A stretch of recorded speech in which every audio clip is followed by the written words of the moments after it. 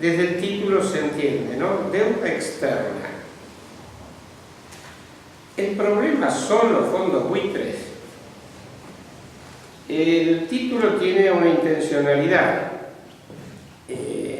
Todos los medios de comunicación, del lado que sean, del gobierno o de los que se dicen opositores y sobre todo los grandes medios, evidentemente el tema de la deuda externa lo tenían callado, a pesar de que nosotros veníamos sosteniendo que se estaba caminando en una forma muy peligrosa, conduciendo a la Argentina a una situación de insolvencia.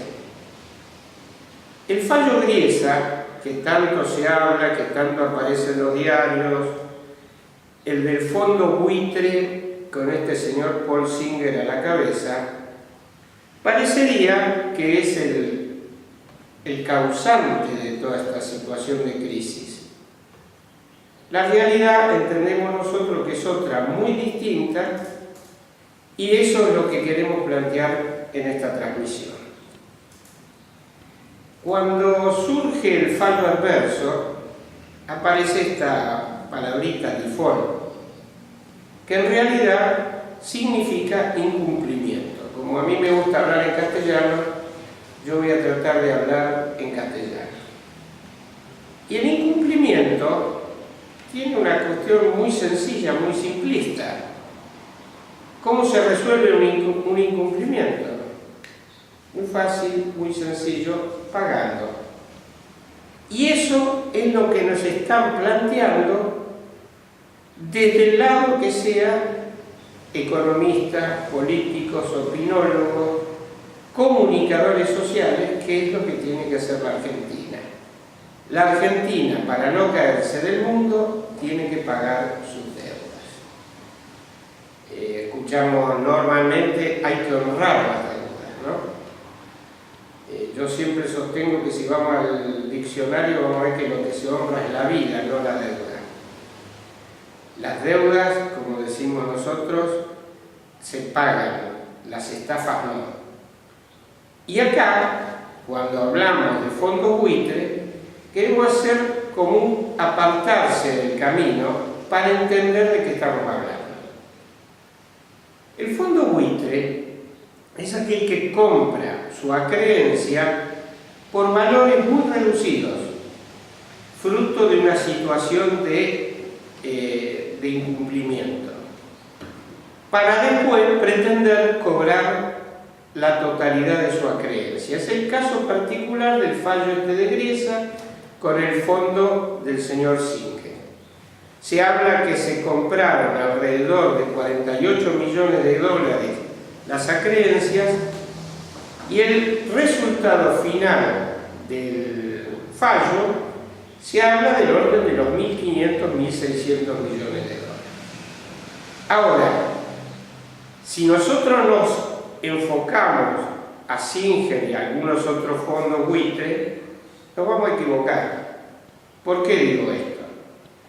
El origen, para no hacer toda la historia de la deuda externa argentina, yo lo voy a situar en el megacanje del 2001. Ahí hay dos apellidos que son trágicos para la historia del pueblo argentino. Y no me equivoco cuando digo que son trágicos.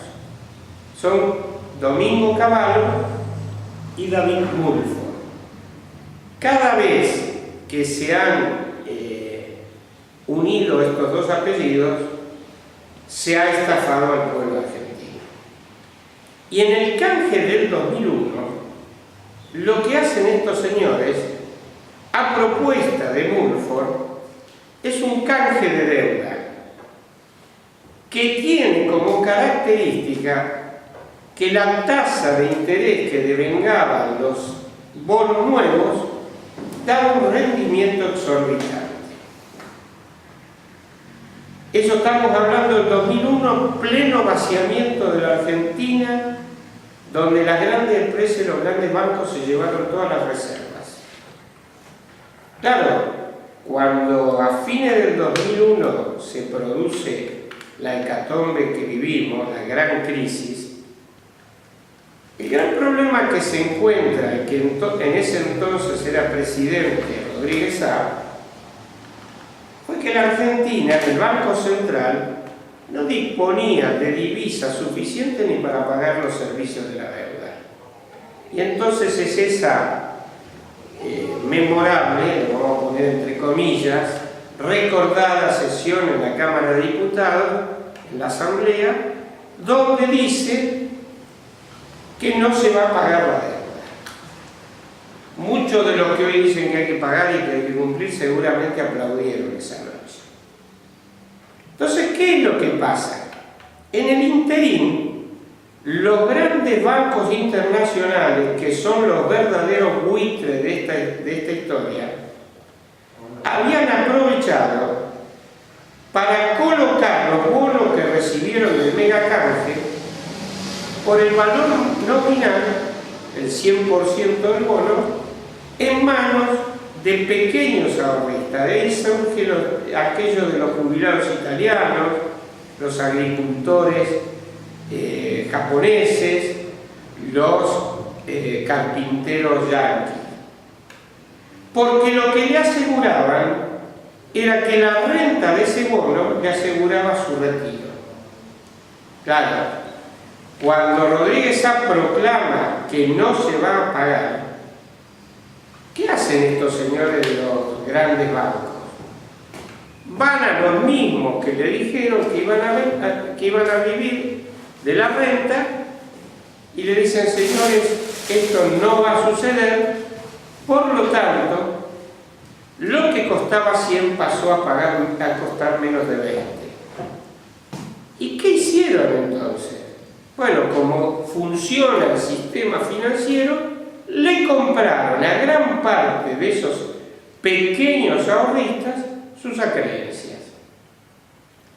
Esa es la base que va a servir para el megacanje del 2005 que lleva adelante Néstor Kirchner, Lavagna y Nielsen.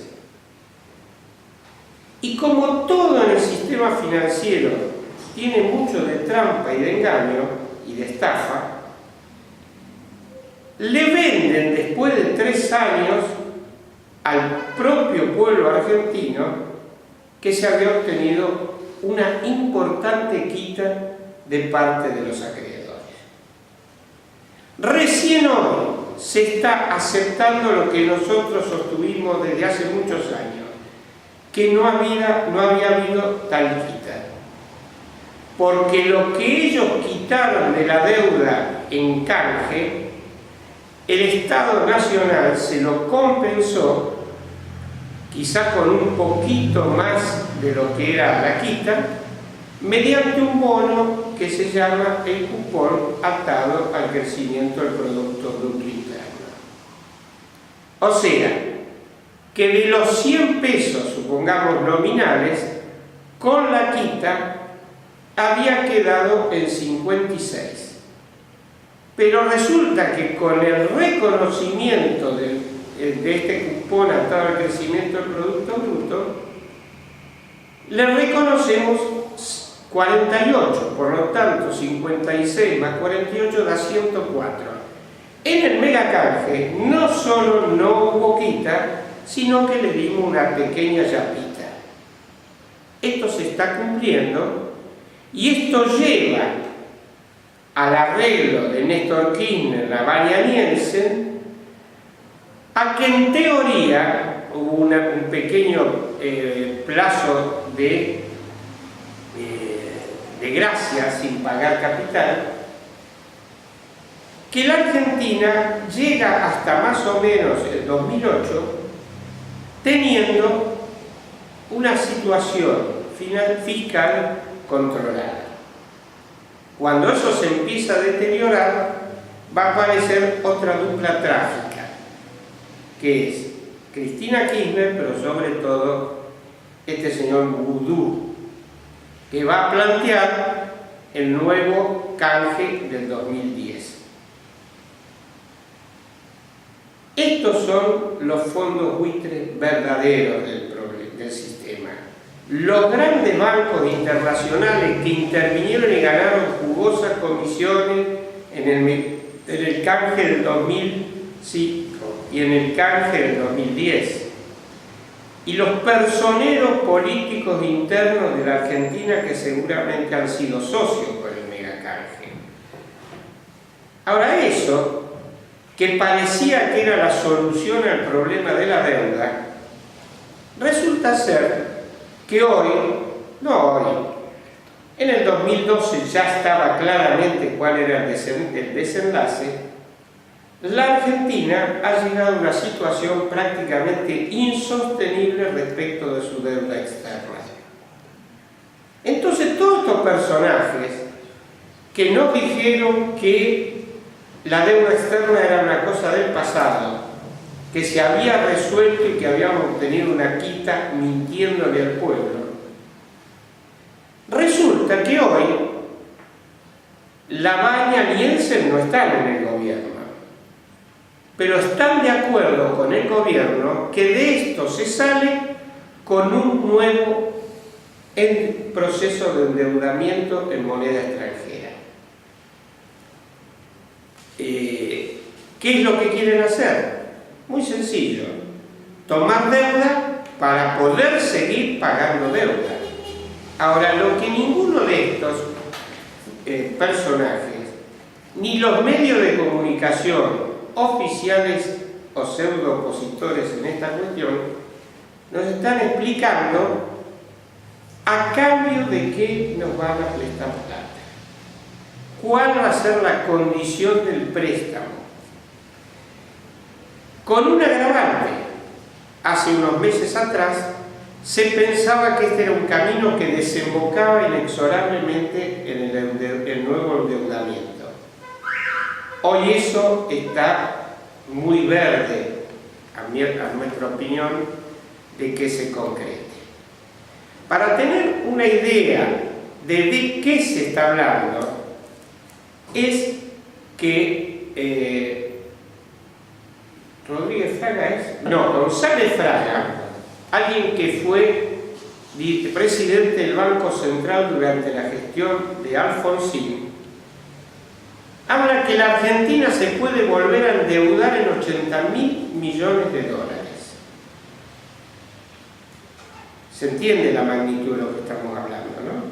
O sea, para seguir en este proceso que es el sistema de la deuda, estos señores quieren volver a endeudar a la Argentina, deuda que inexorablemente se paga el pueblo. Entonces, ante esto, y es el planteo que venimos a hacer, nosotros decimos que dentro del sistema de la deuda no hay salida, no hay solución. El sistema de la deuda es un sistema de dominación donde el que domina tiene la política del usurero y nos va a sacar todo lo posible. En la década del 90, después de la dictadura militar, concretaron apropiarse de todas las empresas del Estado argentino prácticamente, fundamentalmente YPF y Gas del Estado, porque no eran ni YPF ni Gas del Estado, eran YPF, Gas del Estado más las reservas petrolíferas y gasíferas de la Argentina, que quedaron expuestas al saqueo. En la década del 2000, después de la gran crisis, después del vaciamiento que nos llevaron las grandes empresas, agotado el proceso de endeudamiento, lo que se profundiza es un modelo de reprimarización de la economía basado en la soja. Ahora, se llevaron los recursos, hoy reprimarizaron la economía y concentraron la economía argentina en pocas manos de grandes grupos económicos, sobre todo extranjeros. Vuelvo a preguntar, y esta es la respuesta que tendrían que dar los que dicen que hay que endeudarse: ¿qué nos van a pedir para prestarnos plata? Entonces nosotros vamos a sostener que dentro de este sistema no hay solución, y dentro de este sistema, aún resolviendo la situación de incumplimiento actual, dentro de 2 años, 3 años, estamos volviendo a hablar de reestructuración de la deuda. Esto es como una noria al que está condenado el pueblo. Entrega del pueblo en manos de los acreedores extranjeros para que una pequeña minoría de argentinos sea la socia menor de los que dominan financieramente. Por eso, nosotros vamos a plantear la cuestión desde lo que llamamos las 3 I. Una deuda que es ilegítima, que es ilegal y que es impagable. Y desde ahí vamos a sustentar la posición que yo creo que tiene que estar a debate, que no se agota en lo que decimos nosotros, pero que no se puede aceptar bajo ningún aspecto a lo que nos están condenando en estos momentos al pueblo argentino. ¿Por qué decimos ilegítima? Miren, quienes comunican se encargan muy prolijamente de evitar decir que ilegítima en términos de deuda es igual a inicua. Inicua es igual a injusta, a odiosa. Y esta palabra la evitan prolijamente porque esta es una doctrina internacional que desarrolló el propio Estados Unidos en ocasión de la guerra, primero de Cuba con España, después Estados Unidos con España. Cuando Estados Unidos triunfa sobre España, desarrolla la doctrina de la deuda odiosa. Y esa doctrina de la deuda odiosa tiene que tener 3 cuestiones para ser considerada así. Primero, que fue contraída por un régimen despótico. Allá la dictadura española sobre el pueblo cubano, acá la dictadura militar. Segundo, que no se utilizó para satisfacer necesidades del pueblo. Allá era para financiar la ocupación española.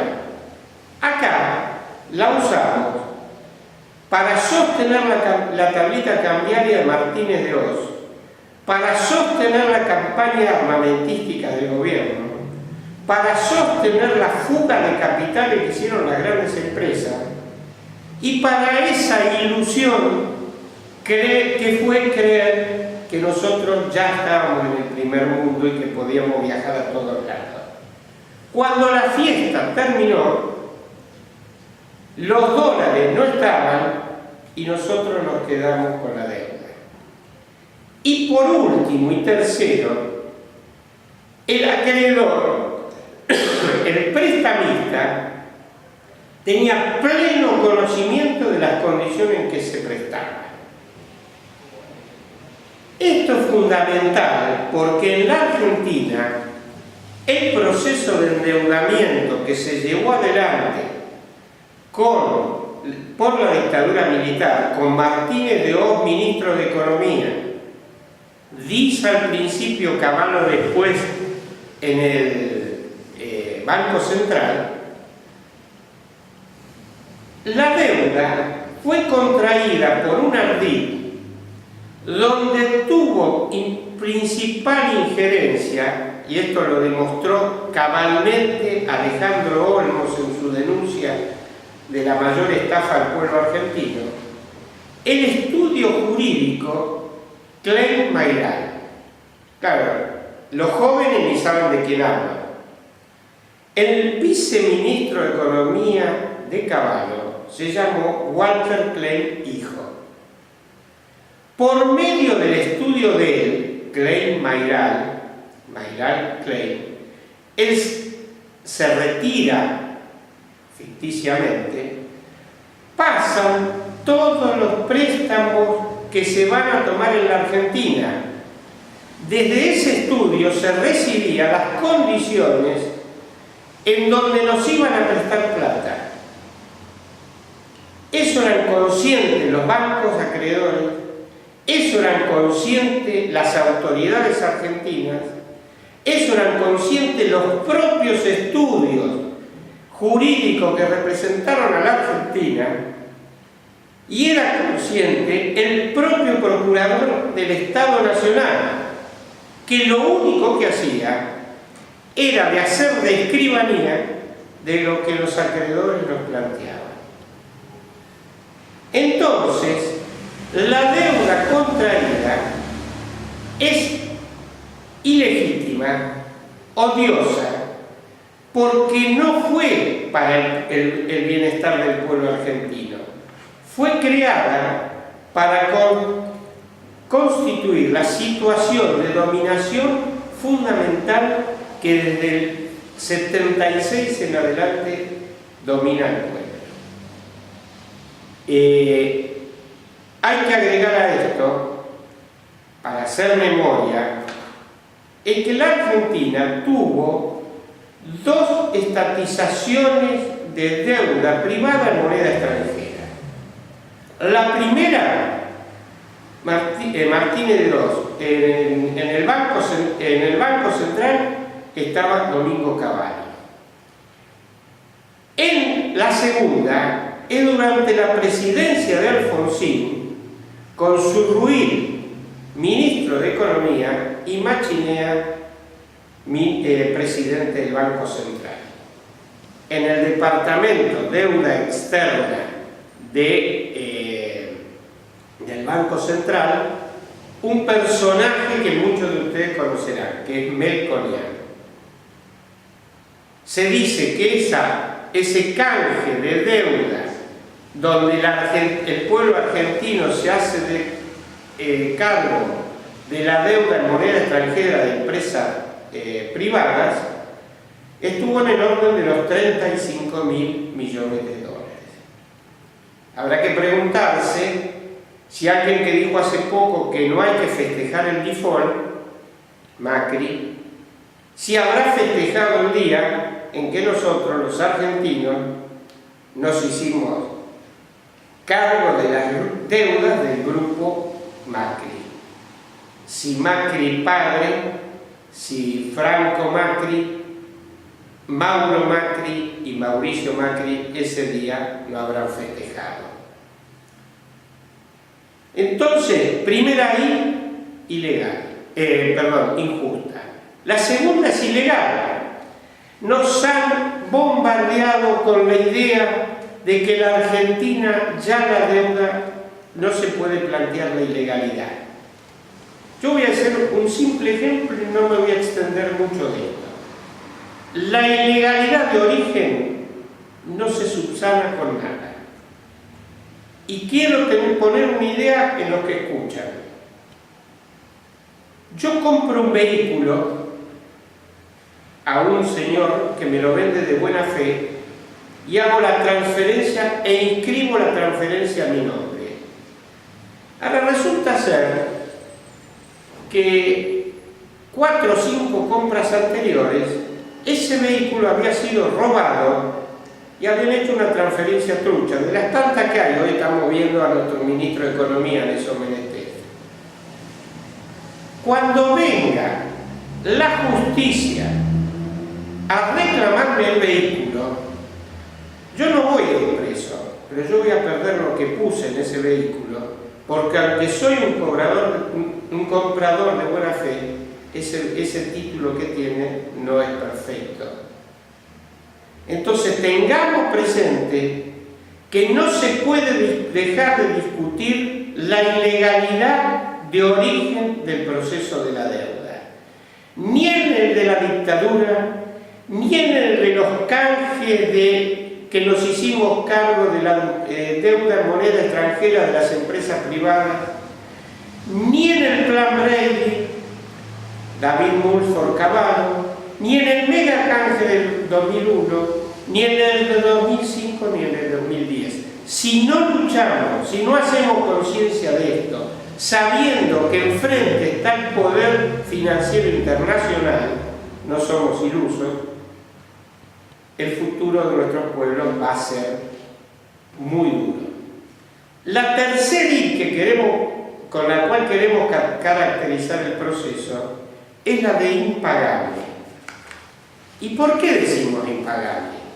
Porque la deuda está pensada de una manera que la combinación de vencimiento más tasa de interés hace que cualquiera de nuestros países, y acá no hablo de la Argentina, hablo de Brasil, hablo de Uruguay, hablo de Paraguay, esto se oculta sistemáticamente.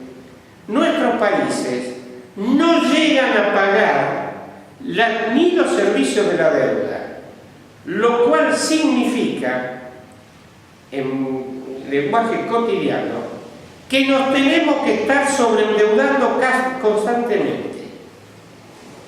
Muy sencillo. Al ser impagable, el usurero cada vez está en condiciones de pedirnos condiciones cada vez más draconianas, más incumplibles de pagar y por lo tanto llevándote a una nueva reestructuración que imponga condiciones más duras. Entonces, esta deuda pensada, pergeñada en el inicio de la década 70 para todo el mundo, la Argentina es una de las víctimas del sistema financiero. Yo ayer escuchaba a un economista que decía lo siguiente: el sistema financiero tiene sus reglas. Entonces, cuando uno entra en el sistema financiero internacional, tiene dos caminos: o aceptarlas o no entrar en el sistema. Yo lo escuchaba atentamente y me preguntaba: ¿y qué futuro nos depara eso a nosotros los argentinos? El futuro de constantes ajustes que nos ilusionan con consumos superfluos, pero que la realidad de la deuda vuelve inexorablemente a cobrar sus jugosos honorarios.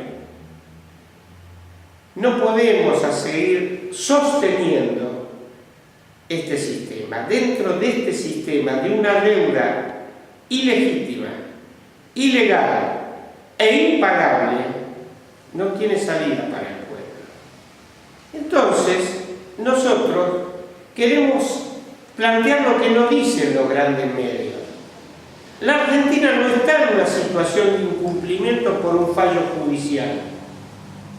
La Argentina está en una situación de cesación de pago por una situación de insolvencia. Atención, insolvencia no significa que económicamente nuestro país no tenga recursos. Tiene muchos.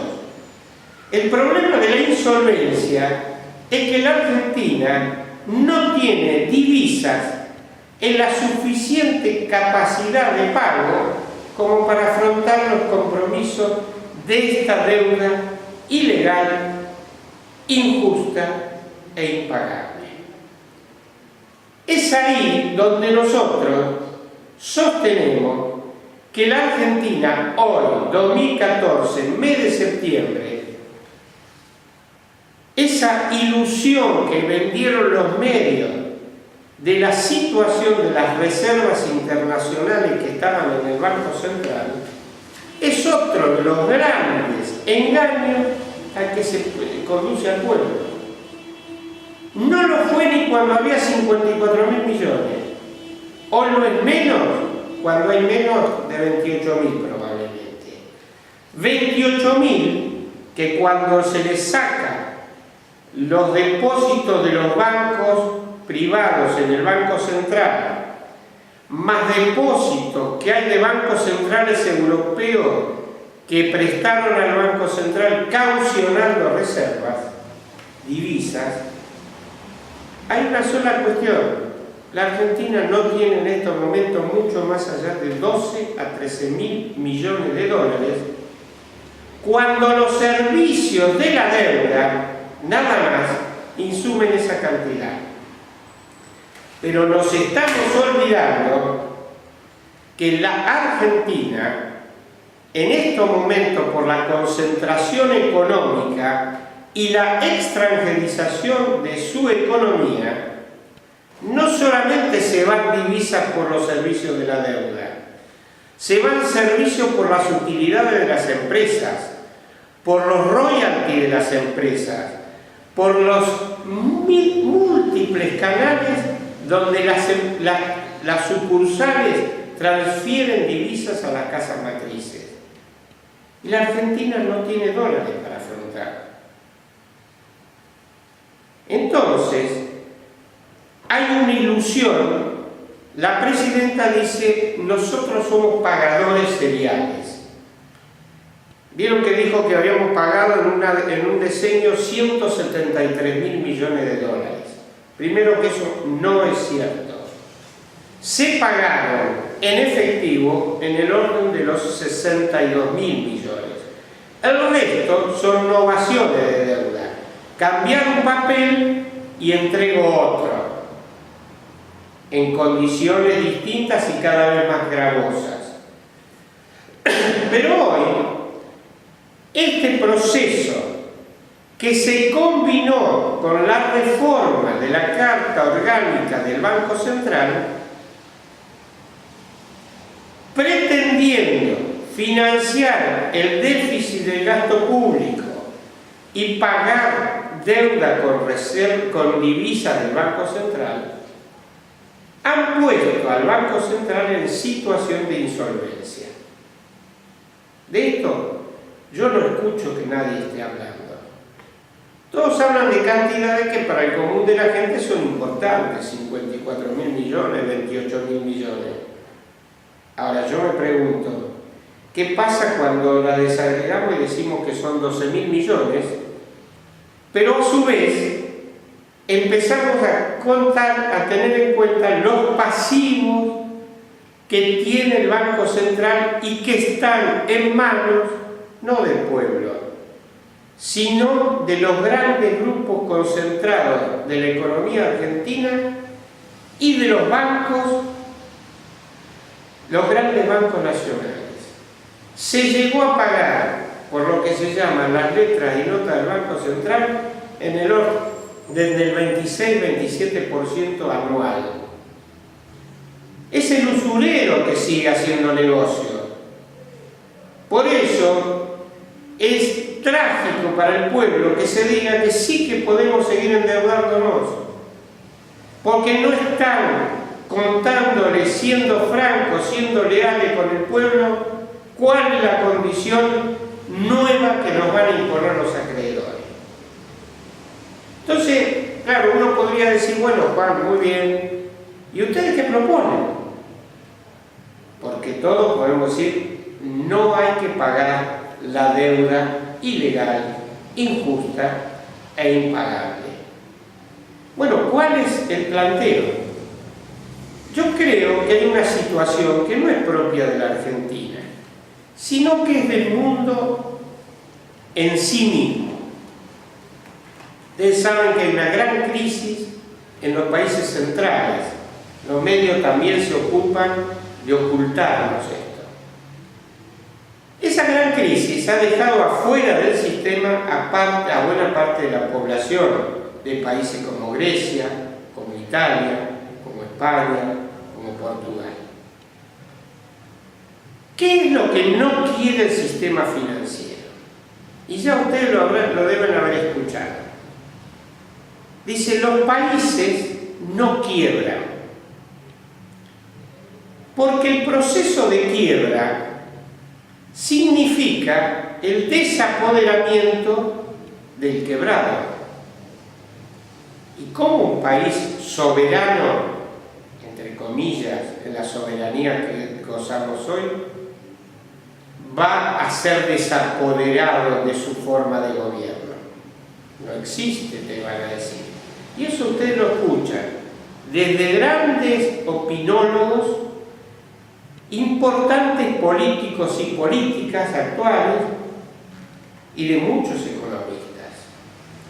Pero lo que se están cuidando mucho es de avanzar en esta idea, porque el proceso de quiebra en derecho se llama un juicio universal. Lo que no dicen, que una cosa es el juicio universal de quiebra y otra el juicio universal de la convocatoria de acreedores, en donde ante una situación de cesación de pagos por insolvencia, que es lo que vive la Argentina,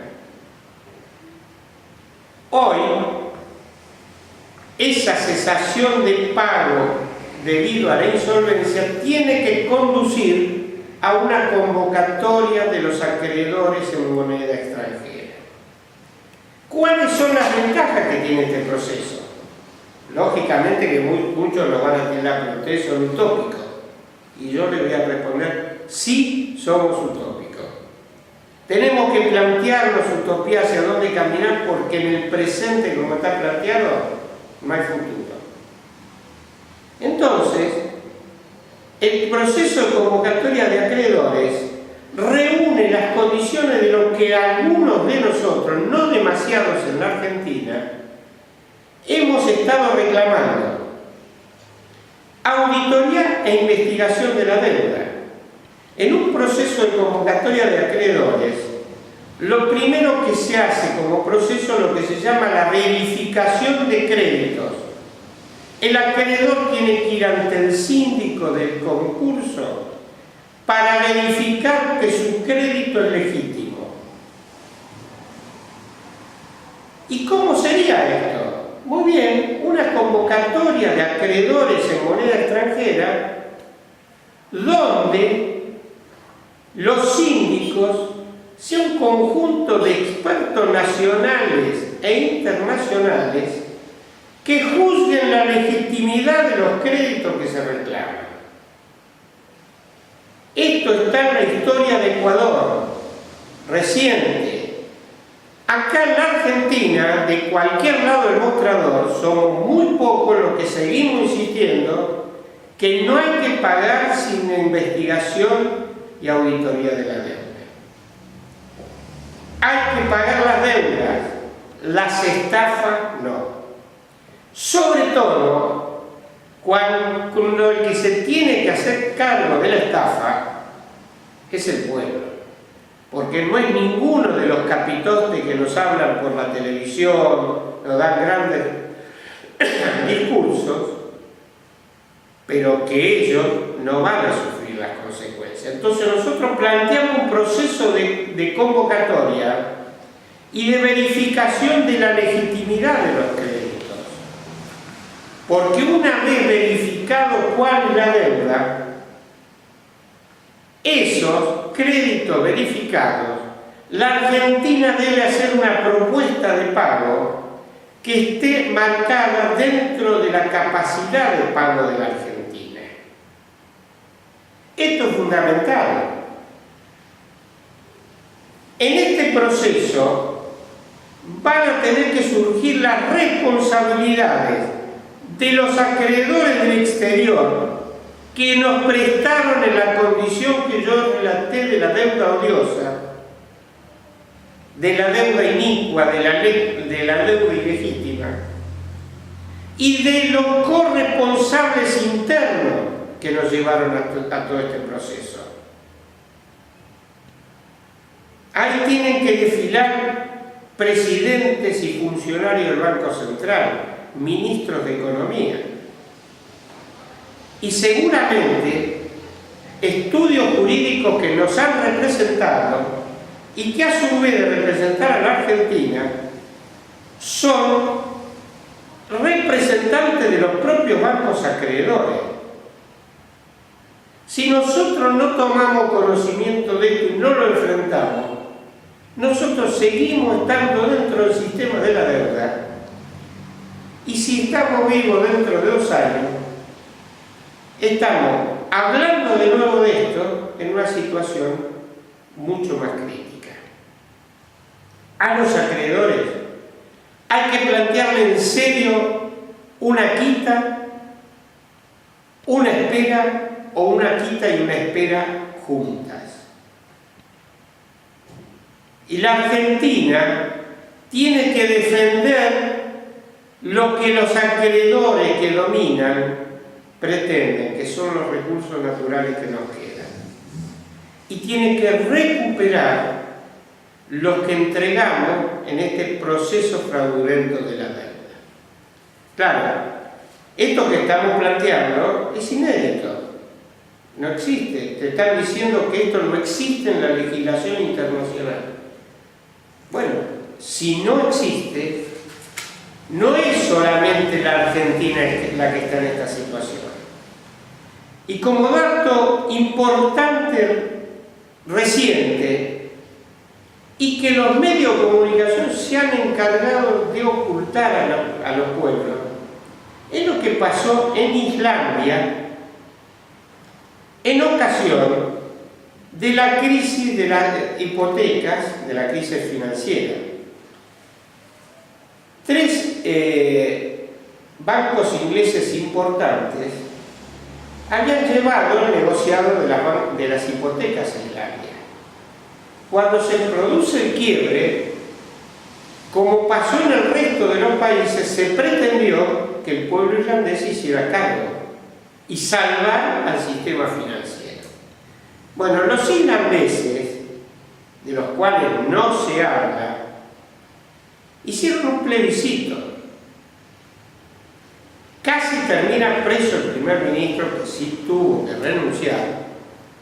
No le pagaron a los acreedores, a los bancos ingleses. Islandia es el único país de los endeudados que no perdió empleo, sino que al revés lo incrementó, y su pueblo no pagó el precio de la crisis. Entonces, ¿es inédito lo que planteamos? Sí, es inédito. Pero no hay alternativa. Si nosotros no, como pueblo, no tomamos conciencia que este sistema nos conduce a la entrega constante y progresiva de nuestro país, con un nuevo actor en esto, que van a ser los acreedores chinos, el pueblo tiene muy poco futuro. La democracia, que tanto se llena la boca uno, es la democracia de un país vasallo subordinado a los designios del poder mundial. Si ese es el futuro que anhelamos para nuestro país, para nuestro pueblo, yo creo que la historia nos va a castigar duramente.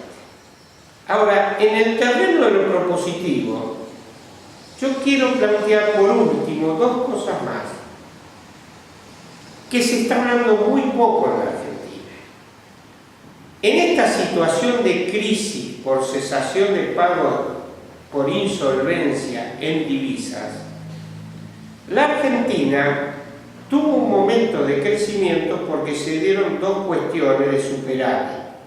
El superávit fiscal, que generaba fondos para adquirir divisas, y el superávit comercial, que generaba divisas que pudieran ser compradas. La Argentina, sobre todo a partir del 2011, pero un poco antes ya estaba planteada, fue perdiendo por desmanejos fiscales el superávit fiscal y por ende, por una cuestión que después yo voy a plantear, el superávit comercial. Hoy no hay superávit fiscal, sino todo lo contrario, hay déficit fiscal. Ahora, hay muchos recursos en los estados, tanto nacional, provincial como municipal. Entonces, ¿por qué hay déficit? Por una cuestión sencilla. Esta pseudo-democracia está sostenida por aparatos políticos que están bancados desde el propio Estado nacional, del Estado provincial, del Estado nacional, del Estado municipal. No es un dato menor. Hay una élite que está cobrando mucha plata en Argentina. Entonces, en una situación de crisis, de cesación de pago por insolvencia, la Argentina no se puede dar el lujo de pagar un aparato político improductivo que se lleva buena parte de los fondos y que en realidad no coadyuva en nada a la solución del problema. Porque la Argentina, no siguiendo las normas que nos impone el acreedor, pero sí tiene que ser austero en el manejo de sus fondos públicos. Hay que decir basta, nunca más al robar, pero hacen. Hay que decir basta a la cantidad de funcionariado político que gana mucha plata, muchos sueldos, totalmente divorciado de la realidad que vive el pueblo. Porque si nosotros diéramos ese paso, seríamos fuertes interiormente como país, abandonaríamos esta clase política que lo único que hace piensa en solucionar su situación económica y nos permitiría afrontar la otra parte de la pata de este problema, que es que hay que ver el comercio exterior de la Argentina en manos de quién está y cómo se controla. La Argentina, por la vigencia de esta deuda injusta, ilegal e impagable, perdió el control de sus puertos. El comercio exterior está en manos de muy pocos, que son los dueños de las divisas. Y entonces, para solucionar la situación de cesación de pago por insolvencia, hay que recuperar el superávit fiscal corrigiendo el desmanejo de las finanzas públicas por el gasto en personal político y por la política de subsidios totalmente opaca que nadie sabe a dónde terminan, pero todos imaginamos. Y por el otro lado, aún en un esquema de reprimarización de la economía, tenemos que hacernos fuertes interiormente para que el fruto del trabajo argentino sea el que nos permita afrontar la situación crítica en materia de divisas. Es sabido de lo que no saben, lo que no hablan los grandes medios de comunicación, el contrabando hacia el exterior de los productos argentinos. Cada vez que eso está sucediendo, le estamos poniendo un clavo más al ataúd del pueblo. Entonces, para cerrar este planteo, que no es único, que no tiene por qué ser la única alternativa, sino que es una pretensión de abrir un espacio de discusión. Nosotros sostenemos que hay que salir del sistema de la deuda, que dentro del sistema de la deuda no hay solución y que tenemos que construir una alternativa de pueblo, no como fue Lavagna, Nielsen, Kirchner, sino una alternativa de pueblo que permita fundamentalmente hacer lo que dijeron en ese momento: la deuda externa causa nacional. Somos nosotros, el pueblo, los que pagamos. Somos nosotros los que tenemos que encargarnos de afrontar esta batalla. Bueno, la dinámica nuestra es que una vez que hacemos este planteo, entrar a hablar, si alguno quiere preguntar, hacer comentarios, hacer preguntas. Acá Pablo me está alcanzando y me dice, bueno, que hay 10 o 15 segundos de retraso, de delay se llama eso. Bueno, hay que entender una cosita. Esto lo hacemos como hacer las cosas el pueblo argentino, ¿no? Con medios precarios, no tenemos recursos. Lo que queremos plantear es una herramienta fundamental que hoy esté en manos de los que se sientan argentinos y sientan al pueblo argentino, que se sientan. Ramiro nos pregunta, si no tomamos deuda, ¿de dónde sacamos los dólares que necesita la economía? Bueno, el cierre de la charla apuntaba a eso. La Argentina, por una segunda fase del proceso neoliberal, ahí hay una frase que es bueno recordar de un autor uruguayo, Sivechi. Dice, el neoliberalismo está deslegitimado, pero no está derrotado.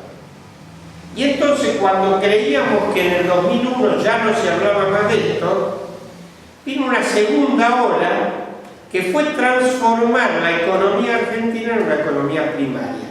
La sofización del país es el ejemplo más fuerte, más concreto, con todas las consecuencias sociales que eso tiene.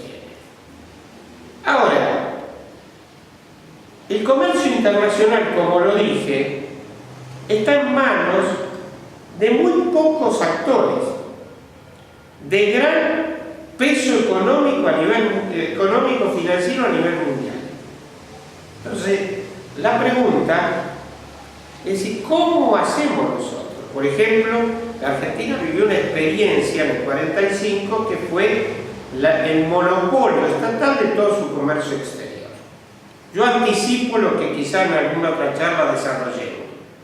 La Argentina no está en condiciones de llevar adelante una política monopólica estatal de comercio exterior.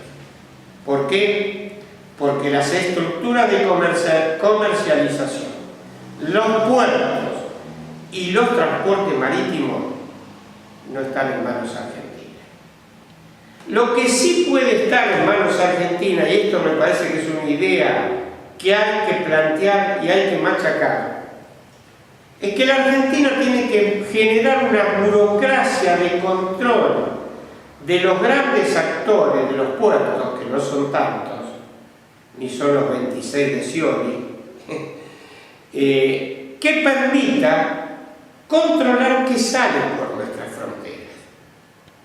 Cuando uno habla con gente que conoce la cuestión del comercio internacional de granos, te dice que importantes actores de la Argentina en realidad exportan por el puerto de Nueva Palmira, en Uruguay. Producción argentina.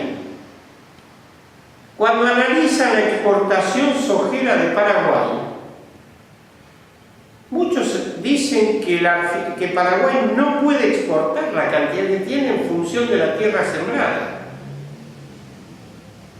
Lo que muchos sospechaban, y creemos estar en lo cierto, que eso es producción argentina.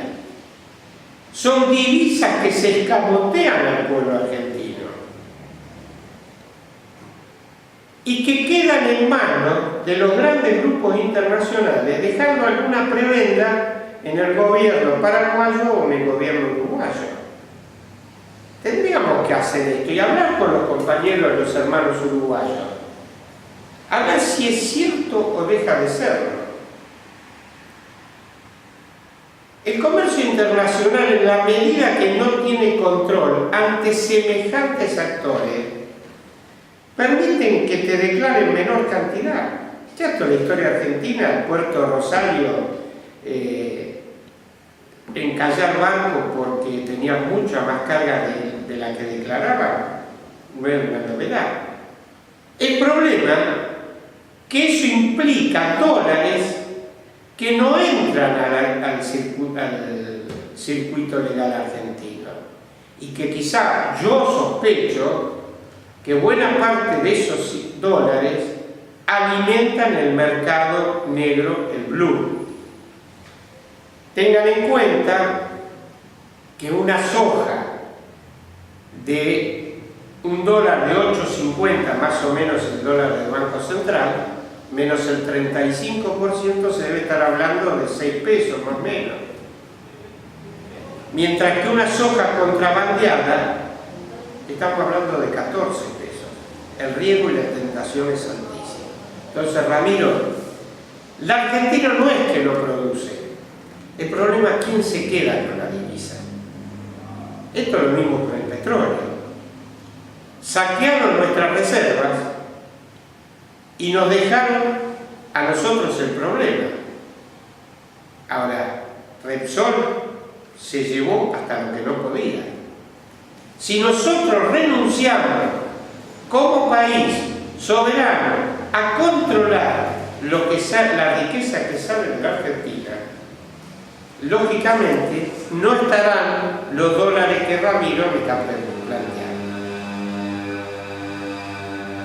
Juan de Quilmes, nuestro compañero, me pregunta: ¿declarar el default para llevar la deuda a una auditoría llevaría a una crisis al pueblo argentino como plantea el kirchnerismo? Bueno, nadie se le escapa que esto no va a ser fácil, ¿eh? El problema, Juan, está que plantearse la solución dentro del sistema de la deuda es una ilusión falsa. Nosotros estamos viendo hoy en la Argentina lo que desde Proyecto Sur de la provincia de Buenos Aires, desde Emancipación Sur, veníamos sosteniendo. Esto se resuelve por vía de un ajuste clásico vía inflación. Hoy se complementa el ajuste clásico vía inflación de los grandes grupos concentrados en la Argentina, los formadores de precios, por vía del aumento de las tarifas. Nosotros desde nuestra Junta de Quilmes lo planteamos en el mes de marzo. La tarifa de gas es el ejemplo claro, ¿no? Nosotros ni nos imaginábamos al nivel que llevaron el ajuste. Y a su vez, una cuestión en donde nosotros, que siempre defendimos la recuperación de YPF como una empresa estatal que fuera un poco el fiel de la balanza que regulara el mercado,